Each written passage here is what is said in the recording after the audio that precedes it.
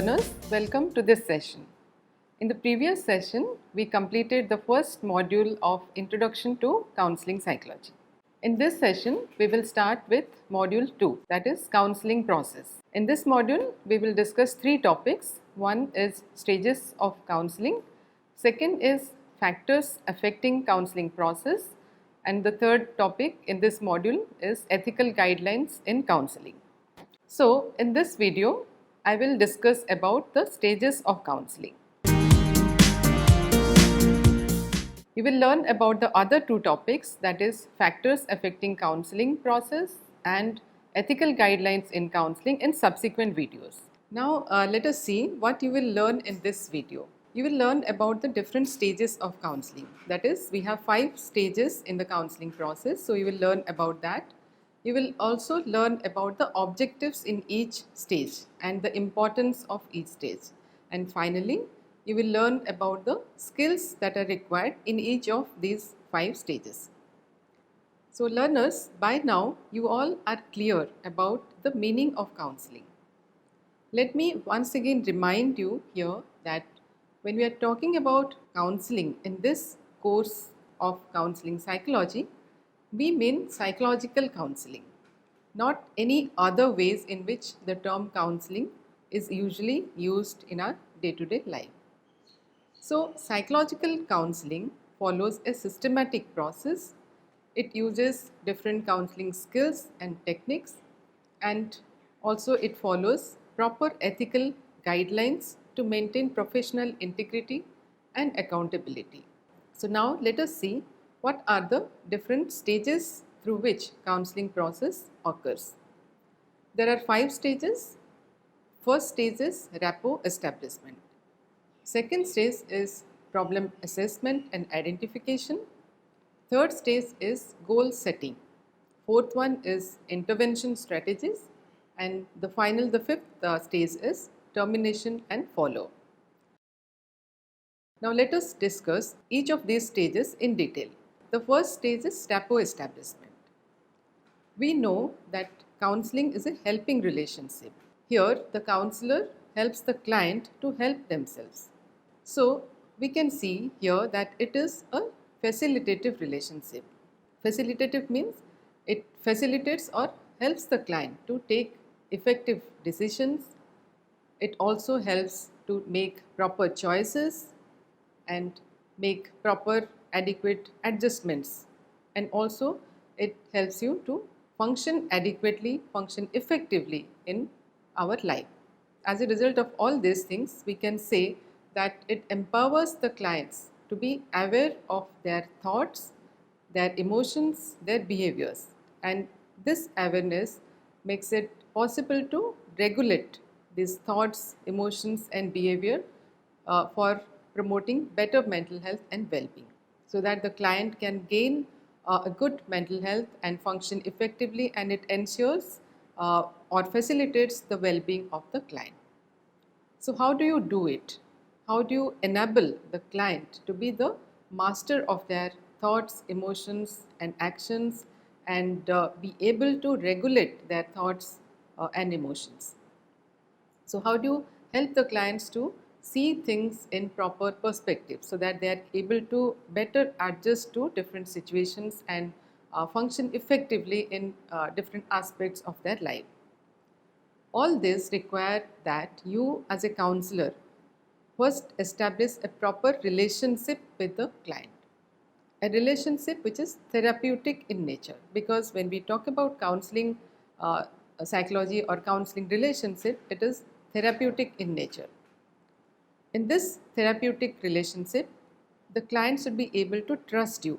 The client should have trust on you, the client should have confidence in you, and the client should feel comfortable in the relationship. So we can see that this relationship is also called as an alliance between the counselor and the client.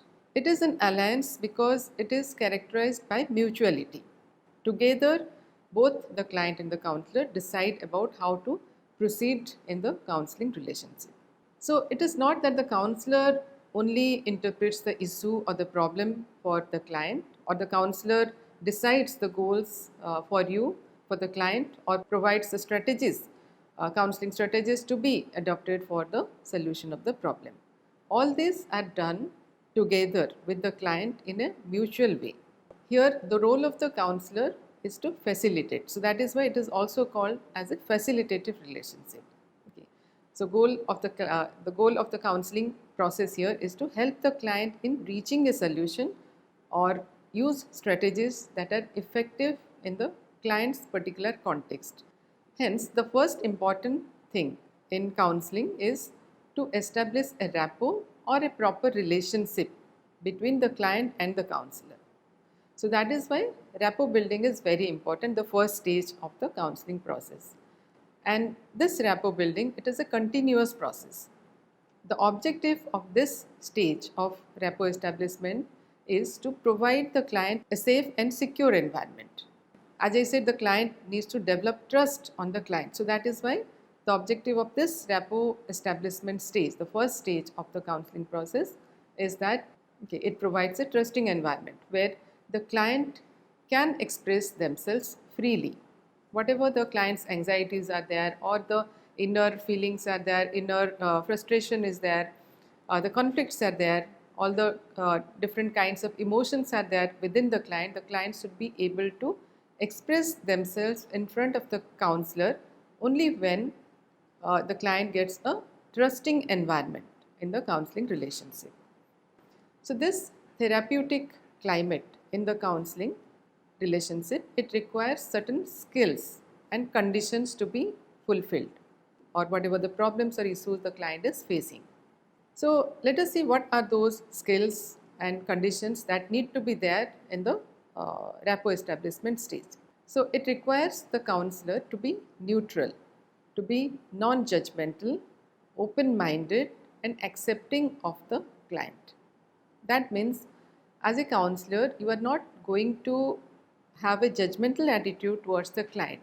For example, the client is sharing with you that the client is having issues with the spouse, or the client is having issues at the workplace, then, or with the boss or the supervisor at the workplace, then you are not going to judge the client.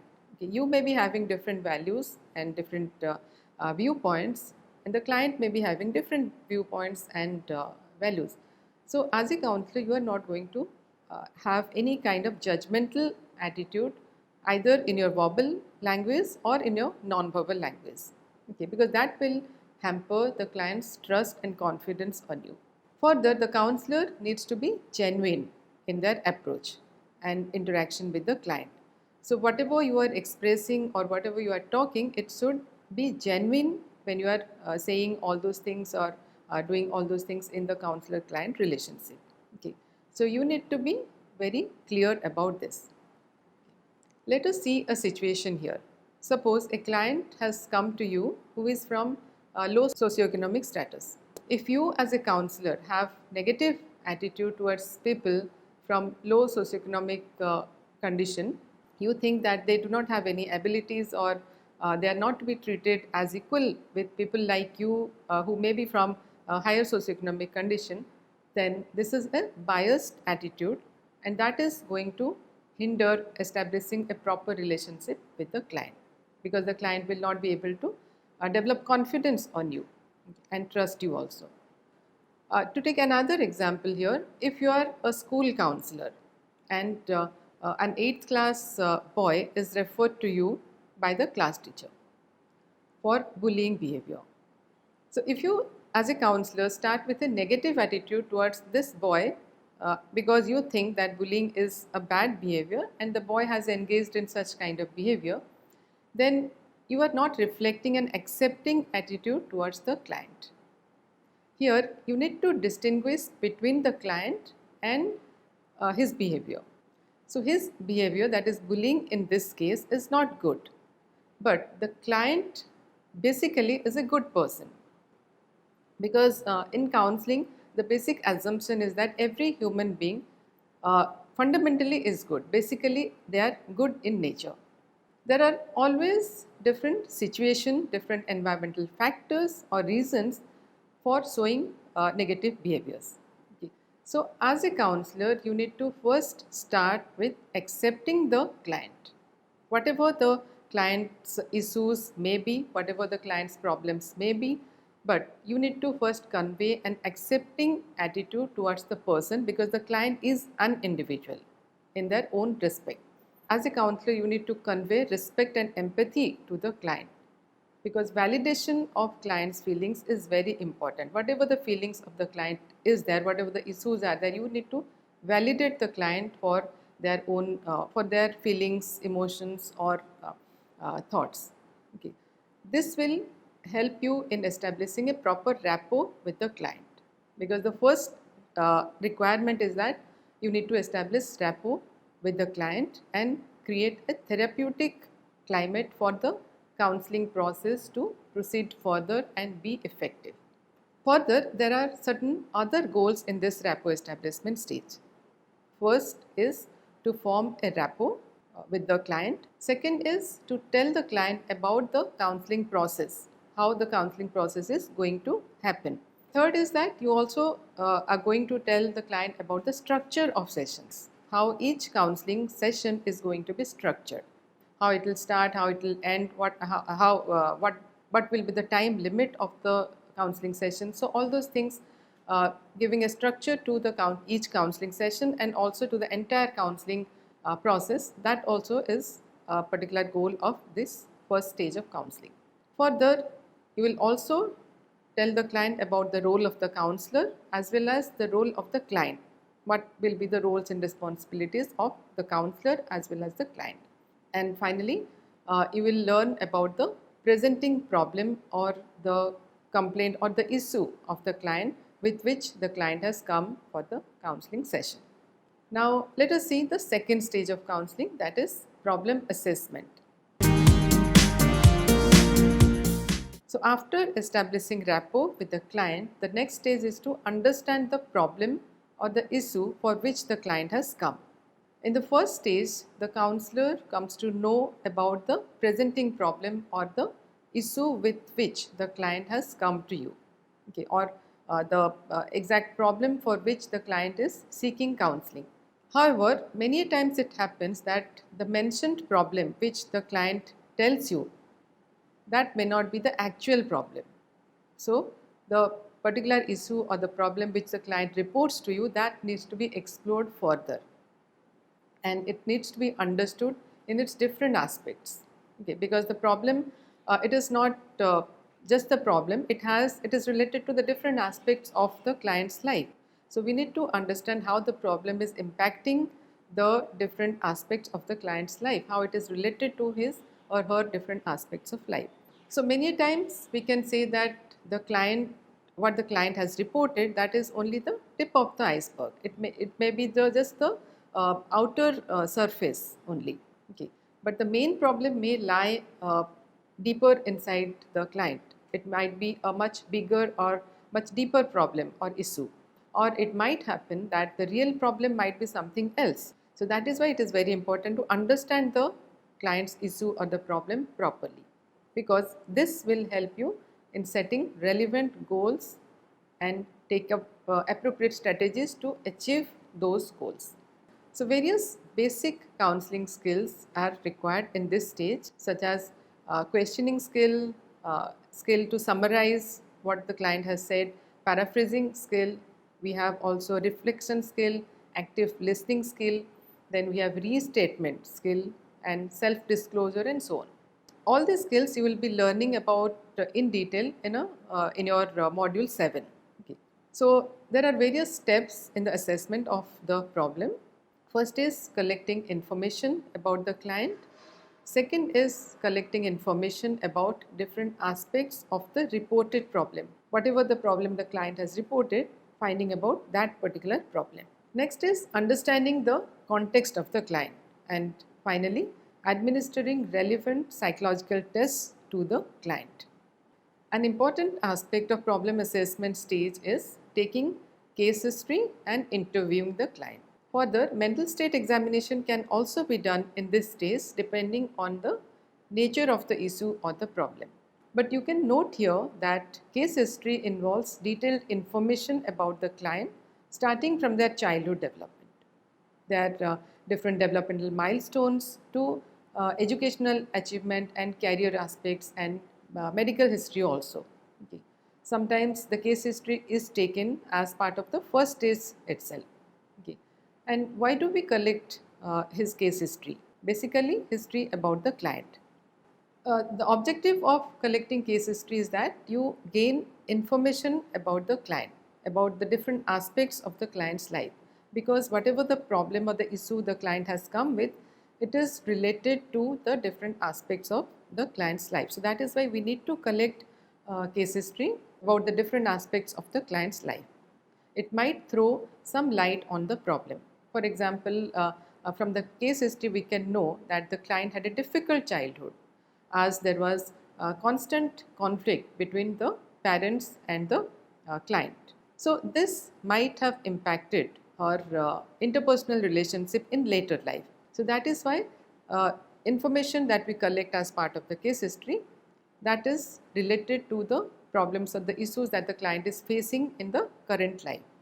Similarly, mental status examination, it includes assessing cognitive aspects, social aspects, affective aspects, judgment and insight. The client's physical appearance and nonverbal body language are also noted as part of mental status examination, or we call it as MSE also. So thus observation, interviewing, case history taking, mental status examination and test administration are included in the process of problem assessment. All these help in identifying the problem and describe the nature of the problem, the duration of the problem, frequency of the problem, how many times the problem is happening, the issue is happening with the client, or what are the factors that are contributing to the problem, and so on. So case history and mental status examination, these two things play an important role for understanding the particular issue with which the client has come. Further, it also leads to the formulation of a diagnosis after developing an understanding about the problem. Sometimes alternative diagnosis may also be made, pointing to different possible causes of the problem. So let us see the third stage now, that is goal setting. Diagnosis of the problem helps in setting goals. When you are diagnosing the problem, that will help you in formulating different goals and taking action to achieve these goals. And here the goals are mutually decided. The client and the counselor both mutually decide what kind of goals they want to go for.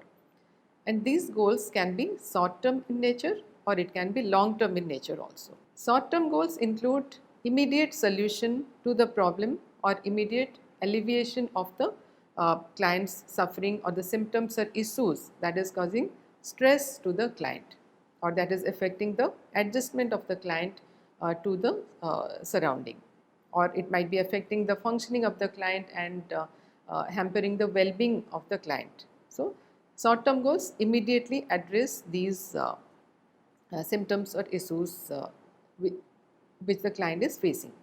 Whereas the long-term goals in counseling relationship, it includes building the resilience in the client, or it aims at making the client more confident or improving the interpersonal relationship of the client, or it can help the client adding more meaning to their life. Okay. So all this help them to flourish in their life or maintain a good mental health and psychological well-being. So the goals, counseling goals, are mutually decided by the client and the counselor, and the objective of this goal setting is to give direction to the counseling process. It focuses on the outcome.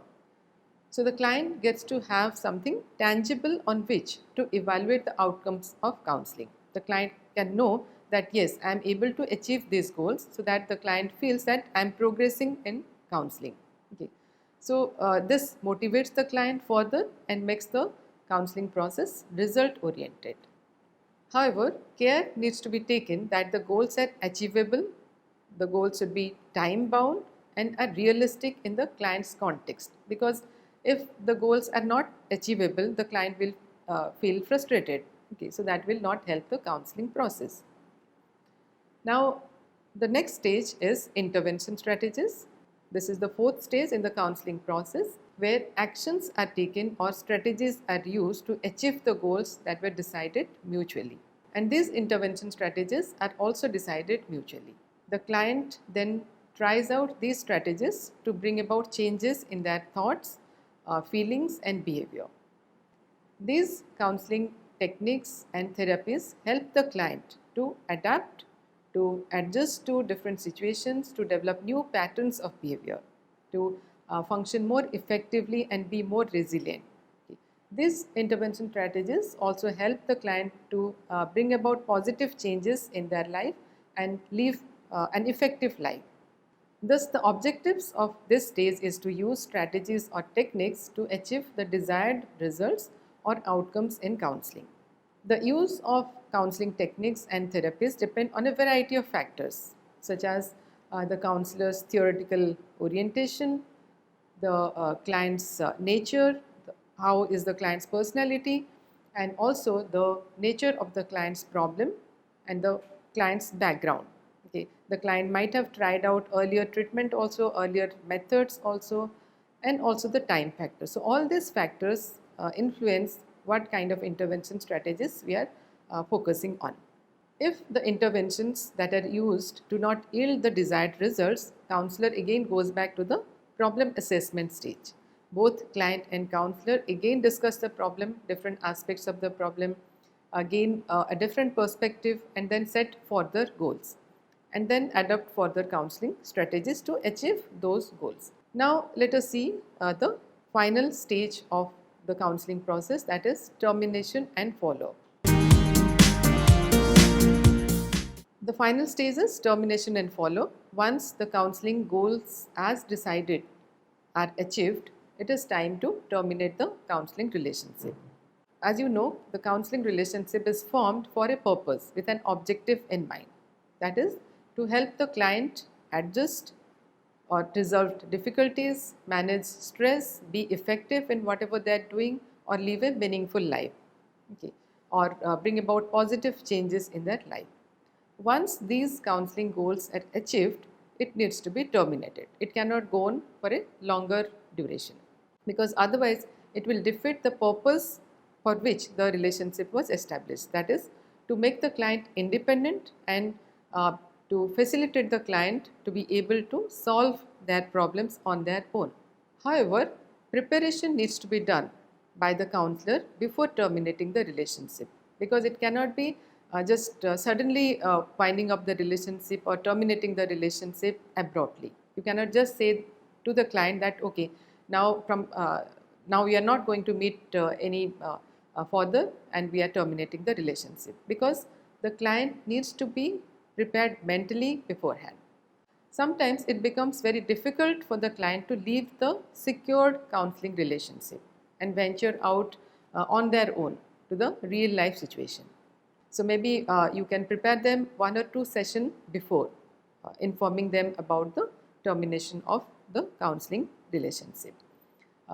You can draw the client's attention towards how they are able to manage on their own, or how they are able to solve their problems, or have acquired necessary skills or used those skills in different kinds of situations, and which have brought about positive changes in their life. Thus, counselors can terminate the relationship once the counseling goals are achieved. There may be premature termination also by the counselor for any reason. Here, they need to refer the case to another counselor if you are going to prematurely terminate the relationship. Either the client may terminate the relationship prematurely by not continuing it, or the counselor can also terminate it because the counselor is not able to deal with the client's issues. Along with preparing the client for termination, counselor also schedules follow-up with the client.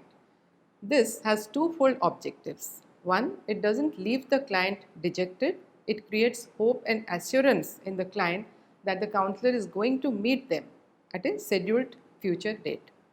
Second, it provides a scope for the counselor to get the feedback about how the client has dealt with the issues on their own, away from the safe and secure counseling situation. So learners, Till now, we discussed the 5 stages in the counseling process. Let me make it clear here that although we divide the counseling process into these separate 5 stages, these are not watertight compartments. For instance, though the first stage focuses on establishing a proper relationship with the client, it is not that it gets fully established in that stage itself.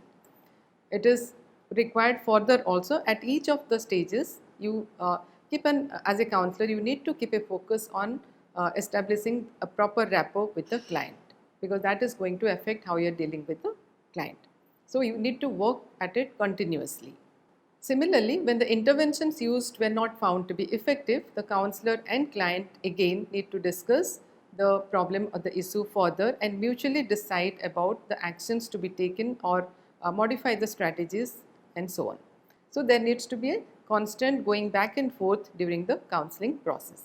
Further, you can see that throughout the counseling process, it is the interaction and agreement between the counselor and the client that drives the counseling process. The counselor doesn't decide anything unilaterally or impose things on the client or provide direction on their own.